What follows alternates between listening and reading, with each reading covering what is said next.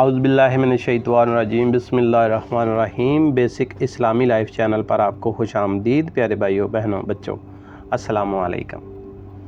عقل کی لاکھوں دلیلیں اللہ تعالیٰ سے ایک گناہ بھی معاف نہیں کروا سکتی، مگر دعا میں ندامت کا ایک آنسو ممکن ہے زندگی بھر کے گناہ معاف کرا دے۔ بڑے بڑے عقل مند، اپنے آپ کو عقل کا پہاڑ سمجھنے والے انسان، پیارے بھائیوں، اگر آپ اچھا رزق کما رہے ہیں تو یقین کر لیں اس میں آپ کی ذہانت یا صلاحیتوں کا کوئی کمال نہیں۔ بڑے بڑے عقل کے پہاڑ ہاک چھان رہے ہیں۔ اگر آپ کسی بڑی بیماری سے بچے ہوئے ہیں تو اس میں آپ کی اچھی خوراک، ناشتے میں سیب کا جوس، دوپہر میں بکرے کا گوشت، رات کو دودھ پی کر سونا یا کسی احتیاطی تدبیر کا کوئی دخل نہیں۔ ایسے بہت سے انسانوں سے قبرستان بھرے ہوئے ہیں جو سوائے منرل واٹر کے کوئی پانی نہیں پیتے تھے، مگر پھر اچانک انہیں برین ٹیومر، بلڈ کینسر یا ایڈز جیسی بیماری لگی اور وہ چند دنوں میں یا چند لمحوں میں دنیا سے کوچ کر گئے۔ اگر آپ کے بیوی بچے سرکش نہیں بلکہ آپ کے تابع دار فرما بردار ہیں، خاندان میں بیٹے بیٹیاں مہذب، باحیا، با کردار سمجھے جاتے ہیں، تو اس کا کریڈٹ بھی آپ کی تربیت کو نہیں جاتا، کیونکہ بیٹا تو نبی کا بھی بگڑ سکتا ہے، بیوی تو پیغمبر کی بھی نافرمان ہو سکتی ہے۔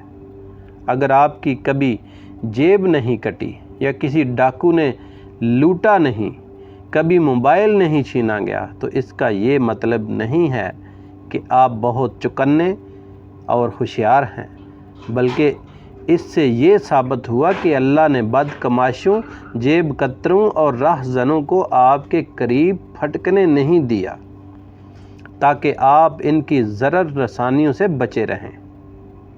غالباً ہر انسان کی فطرت ہے کہ جب وہ خود دوسروں سے اچھا کما رہا ہے تو یہ سوچنا شروع کر دیتا ہے کہ وہ ضرور دوسروں سے زیادہ محنتی، چلاک اور سمجھدار ہے اور اپنے کام میں زیادہ ماہر ہے۔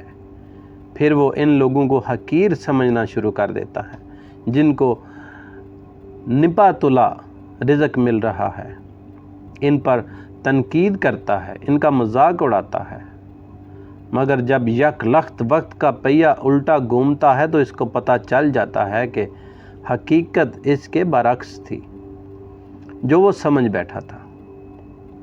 پیارے دوستو، چونکہ میں دبئی میں رہتا ہوں، اب بھی دبئی میں ہی ہوں، اسی لیے دبئی میں ایک صاحب سے واسطہ پڑا۔ پہلے مجبور و پریشان تھے، پھر ایک ٹریول ایجنسی کھول لی، بہت اچھا آفس بنا لیا، سمجھ لیں کہ لاکھوں میں کھیلنے لگے۔ میں ایک دن کسی کام کے لیے گیا تو ایک دوسرے دوست کے بارے میں پوچھا جو بیچارہ عام محنت مزدوری کرتا تھا۔ کہنے لگا، وہ تو یار بڑا کم عقل انسان ہے، ساری زندگی یوں ہی بیکار میں گزار دی، یہ کام کر لیتا، وہ کام کر لیتا، وغیرہ وغیرہ۔ کوئی 10-12 سال کا وقفہ آ گیا، ہماری ملاقات نہ ہوئی۔ پھر ایک دن کسی کام سے ان کے آفس میں جانا ہوا، خود نہیں تھے بلکہ پورا سٹاف ہی بدلہ نظر آیا۔ میں نے موصوف کا نام لے کر پوچھا کہ کہاں گئے؟ پہلے تو یہ ان کا آفس تھا، پتہ چلا مرحوم ہو چکے۔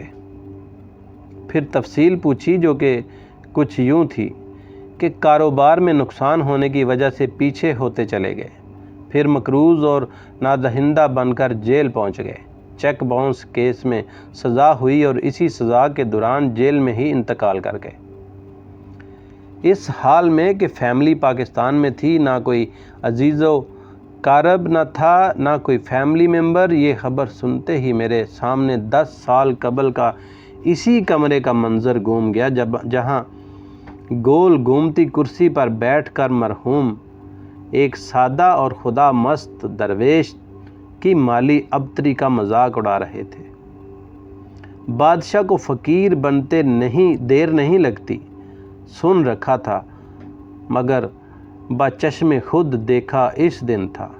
اگر کوئی چاہتا ہے کہ اسے رزق کے معاملے میں آزمایا نہ جائے تو 3 کام کرے۔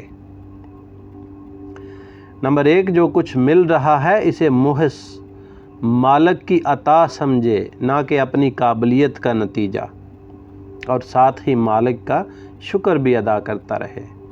نمبر 2، جن کو کم یا نپا تلا رزق مل رہا ہے انہیں حقیر نہ جانے، نہ ان لوگوں سے حسد کرے جن کو چھپڑ پھاڑ رزق میسر ہے۔